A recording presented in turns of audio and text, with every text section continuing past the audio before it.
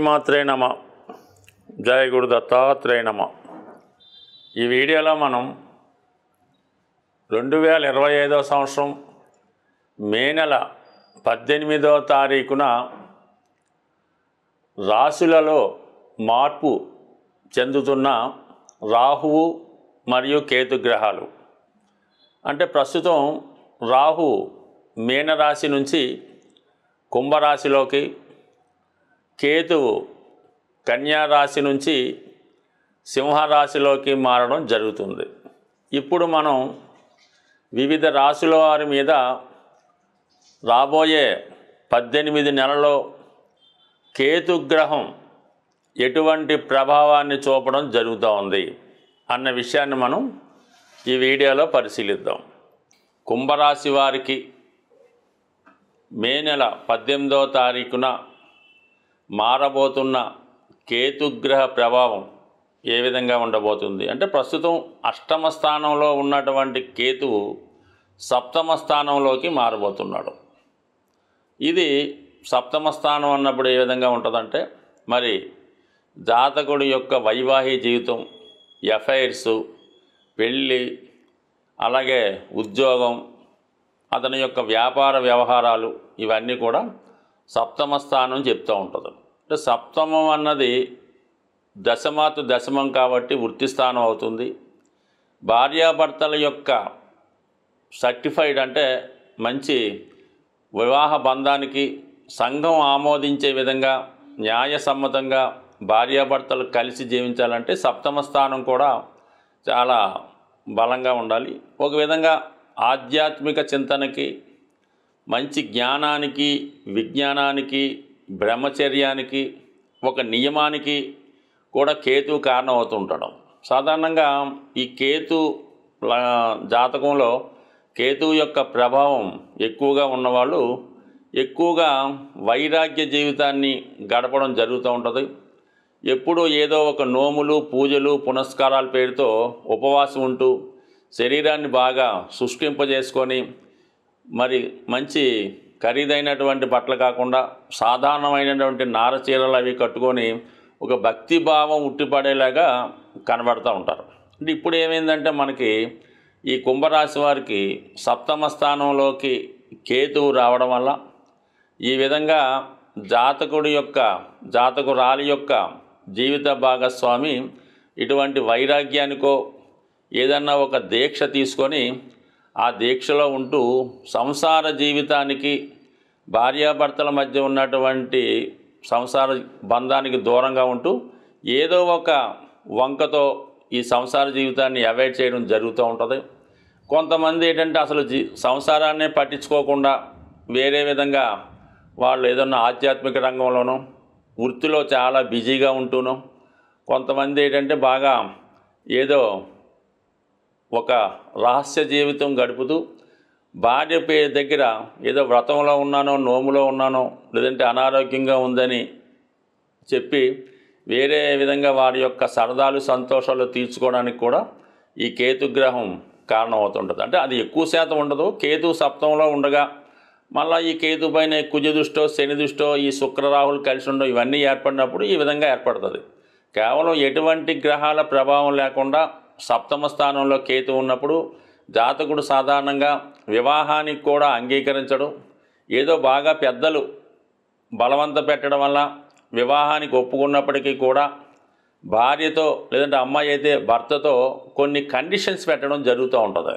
మనం కొంతకాలం దాకా ఫిజికల్గా కలుసుకోకూడదు, మనం ఏదో ఒక ఇల్లు కట్టుకోవాలి, మన పుట్టబోయే సంతానానికి వారికి ఒక 10 కోట్లు, ఇంకోటికి 10 కోట్లు సంపాదించాలి, ఆ సంపాదించేదాకా కూడా మనం పిల్లల్ని కనకూడదు అని ఒక కండిషన్ పెట్టి, మళ్ళీ ఒకవేళ మనం కలుసుకుంటే సంతానం కలగొచ్చు కాబట్టి ఏదో విధంగా సంసార జీవితానికి దూరంగా పెట్టడం జరుగుతూ ఉంటుంది. ఇలా కొంతకాలం గడపడంతో ఈలోగా ఏమవుద్దంటే, ఈ భర్త కానీ భార్య కానీ ఈ కండిషన్ పెట్టినంతో ఎంతకాలం అనేది చూస్తాడు. కొంతమంది విడాకులకి అప్లై చేస్తుంటారు, కొంతమంది బాగా ఉన్నత స్థాయిలో ఉన్నటువంటి జీవిత భాగస్వామి అయితే వేరే పక్కదారులు కొట్టడానికి కూడా కారణం అవుతుంటుంది. అంటే ఇది అంతరంగంగా ఎలాగ ఉండదంటే, ఆ సప్తమ స్థానంలో భార్య అవ్వచ్చు, భర్త అవ్వచ్చు, ఆమె మనసులో ఏదో ఉంటుంది, ఏదో విధంగా దూరంగా పెట్టాలని ఇటువంటి కండిషన్లు పెడుతూ సాధారణంగా ఇవన్నీ కూడా వివాహం తర్వాత ఫస్ట్ నైట్లోనే జరుగుతూ ఉంటాయి. మరి కొంతమంది దాన్ని యాక్సెప్ట్ చేసి కొంతకాలం ఎదురు చూస్తుంటారు. కొంతమంది మొదటి రోజే తెగదెంపులు చేసుకోవడం వలన పెళ్ళైన 15-20 రోజులకే విడిపోవడం కూడా జరుగుతూ ఉంటుంది. బట్ ఏదైనా ఈ సప్తమ స్థానంలో ఎవరికైతే కేతు ఉంటాడో వాళ్ళు వివాహం చేసుకునే ముందు వారి యొక్క జీవిత భాగస్వామితో పెద్దవారైతే మాట్లాడవచ్చు, అన్ని కండిషన్స్ కరెక్ట్గా మాట్లాడుకోవాలి. పెళ్ళైన తర్వాత కాపురం ఇది ఇలా చేసుకోవాలి, లేదంటే సంతానం కోసం ఎటువంటి అడ్డంకులు లేకుండా 1 సంవత్సరం లోపల సంతానం కలగాలి, ఈ విధంగా కండిషన్ పెట్టుకుని అవతల వారు ఒప్పుకుంటే చేసుకోవాలి తప్ప ఏదో అనుకుంటే మాత్రం అవతల వారికి ఏదో ఒక స్టోరీయో హిస్టరీయో బ్యాక్గ్రౌండ్ ఉండడం వల్ల, లేదా ఒక విధంగా మానసిక వ్యాధి ఉండడం వల్ల, లేదంటే ఏదన్నా ఒక అనారోగ్య సమస్యను దాచిపెట్టి పెద్దవాళ్ళు చేయడం వల్ల ఇటువంటి మోసం ద్వారా కూడా వివాహం జరిగే అవకాశం ఉంటుంది. కాబట్టి అప్పుడు వారి జన్మజాతకంలో ఉంటే ఇలా జరుగుతుంది.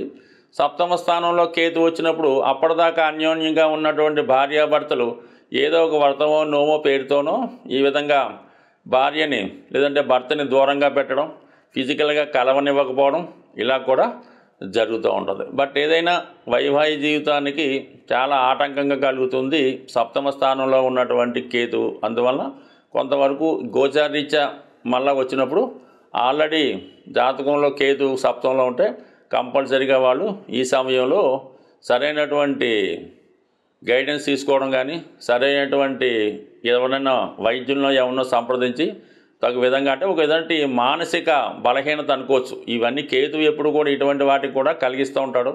అందువల్ల ఏంటంటే సరైనటువంటి ట్రీట్మెంట్ తీసుకుంటే వాళ్ళ వైవాహిక జీవితం చక్కబడే అవకాశం ఉంటుంది. సాధారణంగా రాహు కేతువులు ఒక 180 degrees యాంగిల్లో ఉంటూ రెండు ఒకేసారి రాశులు మారడం జరుగుతూ ఉంటుంది. అంటే ఇప్పుడు రాహు కేతువు 2 గ్రహాలు ఒకసారి మారినప్పటికి కూడా రాహు ఏ భావంలో ఉంటాడో ఆ భావం యొక్క ఫలితాల్ని ఎక్స్పాండ్ చేయడం జరుగుతూ ఉంటుంది.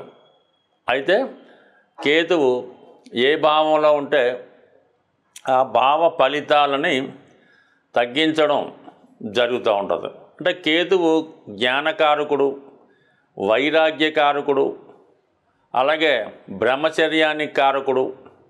ఏదైనా త్యాగానికి సిద్ధంగా ఉండే గ్రహం కేతు గ్రహం. కాబట్టి సాధారణంగా కేతువు హృదయంతో ఆలోచించడం జరుగుతూ ఉంటుంది. అంటే రాహు హెడ్, అందుకని రాహుకి ప్రపంచంలో అన్నీ తనకే కావాలని, సంపద అంతా తన సొంతమే కావాలని, తను మాత్రమే బాగుండాలని రాహు ఆలోచన ఉంటుంది. రాహు అంటే కేవలం తల, అది ఆకాశం నుంచి భూమిలోకి, అంటే భూమిలో ఉన్నటువంటి తన దేహం కోసం చూస్తూ ఈ ప్రపంచంలో ఉన్నటువంటి కోరికలన్నీ తనకు కావాలని కోరుకుంటాడు రాహు. అందుకే రాహు ప్రభావం ఉన్నటువంటి జాతకులు అనేక అనైతిక అక్రమ మార్గాల ద్వారా ధనాన్ని సంపాదించడం జరుగుతూ ఉంటుంది. మరి కేతు అలా కాదు. కేతు కేవలం మొండె భాగం మాత్రమే, అంటే తల లేకుండా కేవలం మొండెం మాత్రమే ఉంటుంది. మరి కేతువు ఆకాశం వంక చూడటం వల్ల జ్ఞానకారకుడు, వైరాగ్యకారకుడు అవుతూ ఉంటాడు. ఏ కోరిక ఏ వ్యామోహం ఉండదు. మరి అందరూ బాగుండాలి, అందరూ క్షేమంగా ఉండాలి అన్నటువంటి ఆలోచనతో రాహు కేతు ఉండడం జరుగుతుంది. దాని తర్వాత ఏంటంటే కేతువు ఏ భావంలో ఉంటే ఆ భావం మీద వ్యామోహాన్ని, కోరికని తగ్గించడం జరుగుతూ ఉంటుంది. మరి ఈ విధంగా ఈ రాహుకేతువులు మార్పు చెందడం వల్ల మరి వివిధ రాశుల వారి మీద కేతువు యొక్క ప్రభావం ఏ విధంగా ఉంటుంది అన్నది పరిశీలిద్దాం. సాధారణంగా కేతువు విఘ్నేశ్వరుడు యొక్క ప్రతిరూపంగా చెప్పడం జరుగుతూ ఉంటుంది. అందువలన ఈ కేతువు ఏ రాశిలో ఉంటే ఆ రాశికి సంబంధించిన ఫలితాలు మనకు కావాలంటే ఎక్కువగా విఘ్నేశ్వరుని ఆరాధించడం వల్ల, అలాగే కొత్త విషయాలు తెలుసుకోవాలన్నా, మనలో ఉన్నటువంటి జ్ఞానాన్ని పెంచుకోవాలన్నా, విజ్ఞాన సంపద పెరగాలన్నా కేతువు యొక్క ఆశీస్సులు తప్పక ఉండవలసిందే. అయితే రాహు కేతువు 2 ఎదురెదురు రాశుల్లో ఉండడం వల్ల కంపల్సరిగా వీళ్ళిద్దరి ప్రభావం కలిపే వివిధ రాశుల మీద రావడం జరుగుతుంటుంది.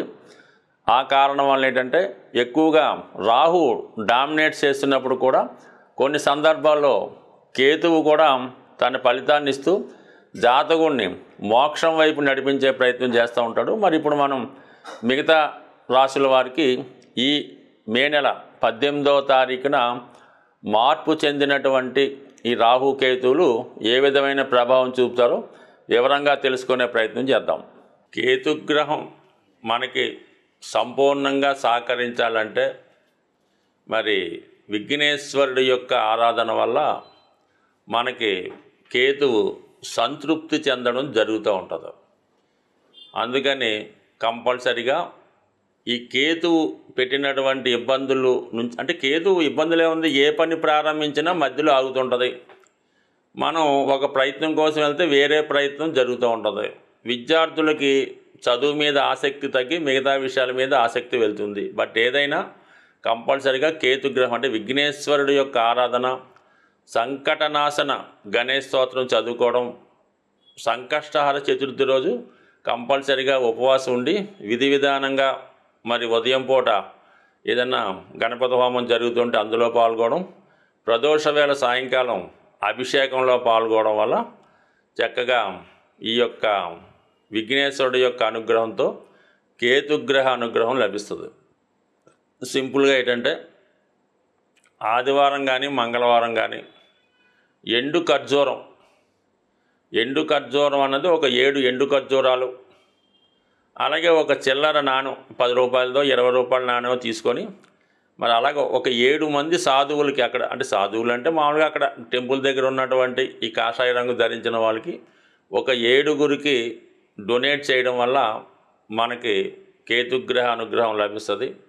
ఎక్కువగా డ్రై ఫ్రూట్స్ మరి మీరు ఆహారంగా తీసుకున్న, అదే దేవాలయంలో స్వామికి ప్రసాదంగా నైవేద్యంగా సమర్పించిన కేతుగ్రహ అనుగ్రహం లభించే అవకాశం ఉంది. అంటే పిల్లల యొక్క చదువు తరచూ ఇబ్బంది పడుతుంది, కలలో మనకి పెద్దవాళ్ళు మరణించిన వారు కలలో కనబడుతున్నారు అనుకున్నప్పుడు ఈ పిల్లులు ఉంటాయి కదా, దానికి చక్కగా పాలు నైవేద్యం అని కాదు, పిల్లులకి పాలు పెట్టడం వల్ల ఈ కేతుగ్రహ దోషం పరిహారం అవుతుంటుంది. అంటే సాధారణంగా పిల్లులకి మరి ఈ ఆత్మలు అవి కనబడుతుంటాయని చెప్తూ ఉంటారు. అది శాస్త్రాల్లో చదవడం తప్ప మనకైతే తెలియదు. కానీ సో ఏదైనా మనం గమనించినప్పుడు అర్థమవుతుంటుంది. ఇంట్లో మన పెంపుడు కుక్కకి ఈ పిల్లులకి కంపల్సరిగా చనిపోయిన వారి యొక్క ఆత్మలు కనబడుతూ ఉంటాయి. ఒక విధంగా కేతువు కూడా ఆత్మ లాంటిదే కాబట్టి ఈ పిల్లులకి పాలు పోయడం వల్ల కూడా కేతుగ్రహ సంపూర్ణ అనుగ్రహం లభిస్తుంది. ఇంకా మీకు మరీ ఇబ్బందులుగా ఉంది, అసలు పిల్లవాడు ఏం మాట పట్టించుకోవట్లేదు, ఏమీ కుటుంబ విషయాలు ఏమీ పట్టించుకోవడం లేదు, చాలా వైరాగ్యంగా ఉన్నాడు, ఏదో పిచ్చి పట్టినట్టు దెయ్యం పట్టినట్టు తిరుగుతున్నాడు, జుత్తు అంతా పెంచుకున్నాడు, బట్టలు మార్చుకోవటం లేదు, స్నానం చేయడం లేదు అనుకున్న వాడిని ఏదైనా అంటే ఈ శ్రీశైలం తిరుపతి లాంటిలో కొన్ని ఆశ్రమాలు ఉంటాయి, ఋషుల యొక్క ఆశ్రమాలు అవి ఉంటుంటాయి, అందులో చేర్పించి కొన్నాళ్ళ పాటు అక్కడ సేవ చేసుకునే విధంగా పెట్టడం కానీ, లేదనుకుంటే కొంతగా బాగుంటే మీ దగ్గరలో ఉన్నటువంటి దేవాలయం పొద్దున్నే ఎర్లీ మార్నింగ్ 4 గంటలు లేచి పరిశుభ్రంగా దాన్ని శుభ్రం చేసి వచ్చిన భక్తులకు సేవ చేయడం ద్వారా కూడా కేతుగ్రహ అనుగ్రహం సంపూర్ణంగా లభిస్తుంది. అలాగే మరి ది బెస్ట్ రెమెడీ అంటే బ్రహ్మముహూర్తంలో లేచి విష్ణు సహస్ర అంటే బ్రహ్మముహూర్తంలో లేచి శుభ్రంగా కాలకృత్యాలు తీర్చుకున్న తర్వాత విష్ణు సహస్రనామాన్ని పారాయణ చేయడం వల్ల సమస్త దోషాలు తొలగే అవకాశం ఉంటుంది. అలాగే శివునికి రుద్రాభిషేకం చేసుకోవడం ద్వారా, అంటే ఏ దైవ కార్యక్రమం చేసుకున్నా కేతువు సంతృప్తి చెందుతూ ఉంటాడు. అంటే కేతువు సంతృప్తి చెందితేనే మీకు మిగతా గ్రహాల యొక్క అనుకూలత అది లభించే అవకాశం ఉంది కాబట్టి, బట్ ఏదైనా ఒక పని చేసినప్పుడు నమ్మకంతో నిజాయితీగా శాస్త్రంలో ఏ విధంగా ఉంటుందో ఆ విధంగానే చేస్తేనే ఫలితం వస్తుంది. దాని తర్వాత ఏంటంటే శాస్త్రాల్లో కూడా శక్తి కొలది అన్నారు. అంటే డబ్బులు లేనివాడు ఏదో ఒక 1/2 లీటర్ ఆవు పాలతో శివుడికి అభిషేకం చేయొచ్చు, కానీ బాగా కోటీశ్వరుడు కూడా అది వర్తించదు. అతని స్థాయికి తగ్గట్టుగా అతను అభిషేకం చేయించుకుంటేనే అతనికి ఆ ఫలితం వస్తుంది తప్ప అందరికీ ఒకే నియమం అయితే ఉండదు. బట్ కానీ పెద్దలు ఎన్ని చెప్పినా మన శక్తి కొలది ఆ పరిహారం చేసినప్పుడు, దేవుని పూజ చేసినప్పుడు ఆ ఫలితం మనకు దక్కుతుంది. కాబట్టి మరి సాధ్యమైనంత వరకు మీకు ఎంతవరకు సాధ్యమవుతుందో అంతవరకు చేయడం వల్ల మనకి ఈ గ్రహశాంతి జరిగి అనుకున్న ఫలితం రావడం జరుగుతూ ఉంటుంది. స్వస్తి.